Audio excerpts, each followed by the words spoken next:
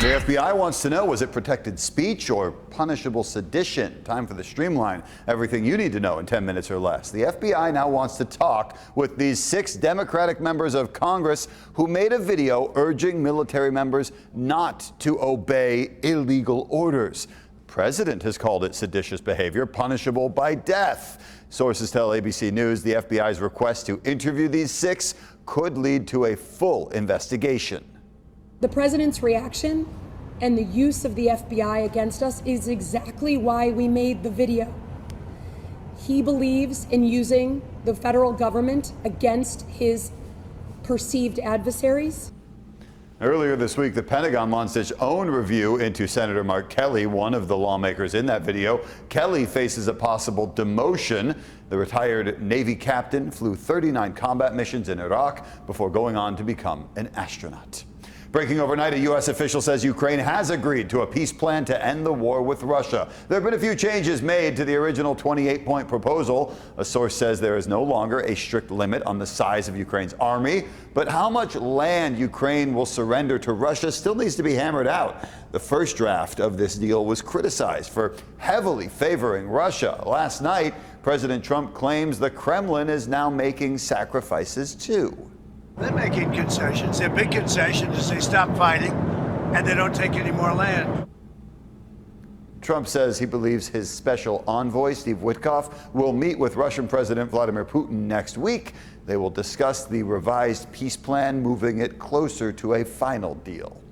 Homeland Security Secretary Kristi Noem is now under scrutiny from a federal judge. The Justice Department admits that she made the final call to deport hundreds of Venezuelan men to El Salvador, even after a judge's order to turn those flights around.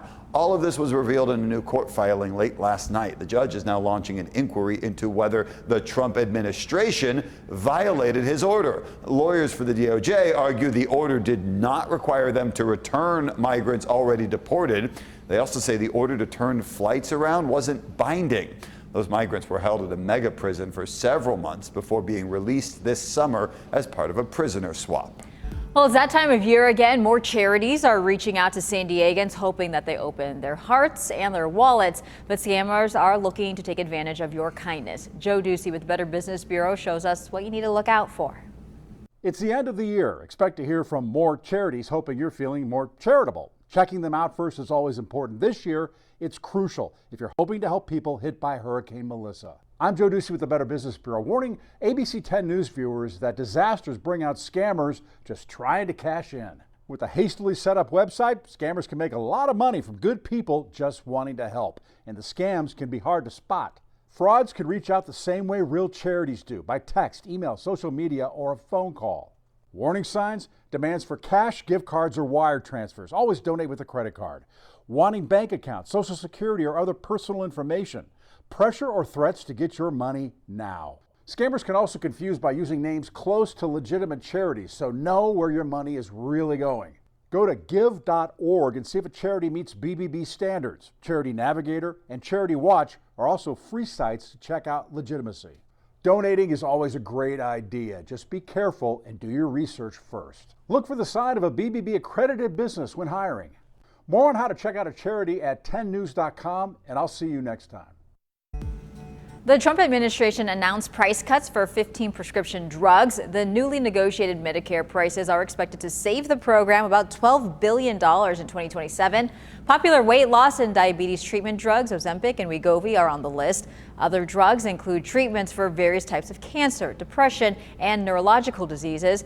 About 5.3 million people with Medicare Part D used the drugs in 2024. In all, the government reports $685 million in estimated out-of-pocket savings for Medicare recipients in 2027. Severe weather is slamming the U.S. right before Thanksgiving. From North Dakota to Michigan, people can expect up to 9 inches of snow. Meanwhile, in the South, rain and thunderstorms, they're impacting multiple states. In Atlanta, the Hartsfield-Jackson Airport's air traffic control tower had to partially evacuate over concerns about a possible tornado. Strong winds from Chicago to Cleveland are expected today, which could cause a lot of flight delays.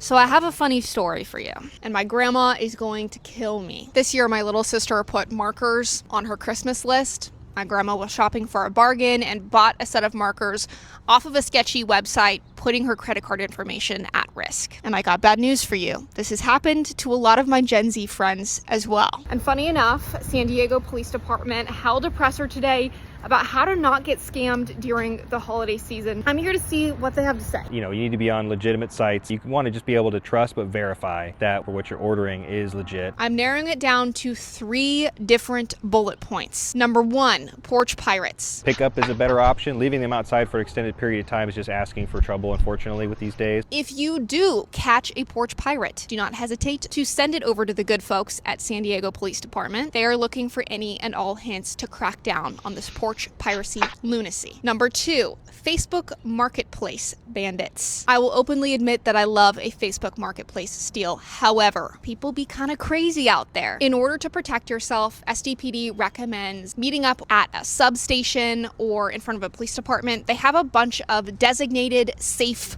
meetup spots for people doing online deals. Number 3, use your dang credit card. If your credit card information does get stolen, credit cards have a lot of built-in protections, so you're not putting your own money and information on the line. Emily Coffey, ABC 10 News. All good information, and that's your ABC 10 News Streamline. Everything you need to know today in under 10 minutes.